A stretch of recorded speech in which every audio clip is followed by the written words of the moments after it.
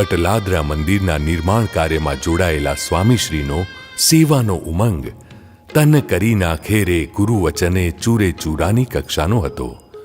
તેનો એક પુરાવો આવો સાંભળીએ તેઓ પાસેથી જ. ત્યાં આગળ વેગન પોરબંદરથી આવે, પોરબંદરનો પથ્થર આવે એ પોરબંદરનો વાહનમાં આવે ભરૂચ, અને ભરૂચથી પછી રેલવેમાં નાની રેલવે જંબુસર રેલવેથી ના આવે ને, ભરૂચથી નાની જંબુસર રેલવે ગાયકવાડી રેલવે, એમાં આપણે અટલાદરા સાઇડિંગ કરાયેલી. ભોગીભાઈ હતા ને એની બાબત કહીને એ સાઇડિંગ આપણે સ્પેશિયલ ના ખાઈ, ત્યાં સાઇડિંગ નહોતી એટલે સાઇડિંગ કરાવેલી, એટલે ત્યાં આપણા વેગન ઉતરે. પહેલાં ઉતરે અહીંથી જાય પાછો વિશ્વામિત્રી ગોયાગઢ થતા આપણે ત્યાં ગોયાગઢ જાય અને ત્યાંથી પછી પાછું આવે ને એવું બધું ત્યાંથી લાવવા પડતા હતા. એટલે આપણે સાઇડિંગ નાખી એટલે અહીંયા ઉતર.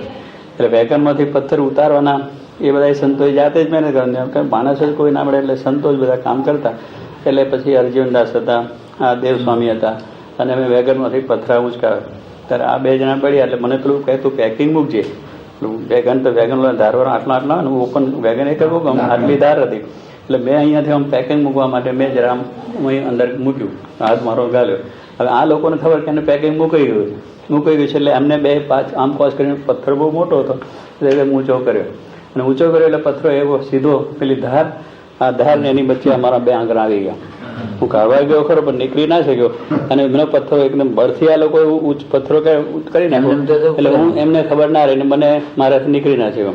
એટલે પેલી ધાર અને આના પર પથ્થરો એટલો બધો આવી ગયો એટલે પછી બૂમ પડી. એટલે તરત જ પાછા લોકોએ કોઈ લાંગડું તો મારું નીકળી ગયું પણ પડી ગયો, મને બે ભાન થઈ ગયો. મને ખબર ના રહી કે શું થયું શું નહીં, પણ આગળમાં ચેપાઈ ગયેલા અને પડી ગયો. પછી થોડા દાડા પછી થોડી વાર પછી આ લોકો ઉચકીને પાછા મંદિરે લાવ્યા. એટલે કલાક દોઢ કલાક પછી ભાન બધું આવ્યું છે.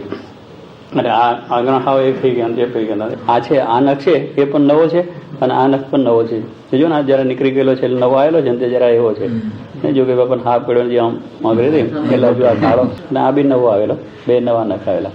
એટલે પછી મહિને દોઢ મહિને એ કામ થયેલું.